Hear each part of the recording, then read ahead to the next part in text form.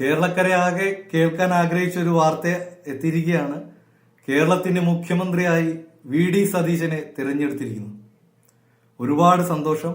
Election result വന്നതിന് ശേഷം 10 ദിവസത്തിന് മേളിലായി ഊണിലും ഉറക്കത്തിലും കേരളത്തിലെ ജനങ്ങൾ ചർച്ച ചെയ്ത ഒരേ ഒരു കാര്യം കേരളത്തിലെ മുഖ്യമന്ത്രി ആരായിരിക്കും എന്നുള്ള കാര്യമാണ്.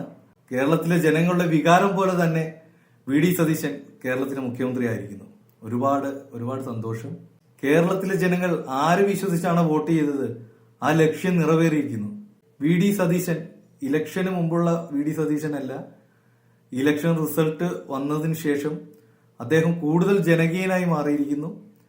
ഉമ്മൻചാണ്ടിയുടെയൊക്കെ ആ ഒരു ലെവലിലേക്ക് VD സതീശൻ എത്തിയിരിക്കുകയാണ്.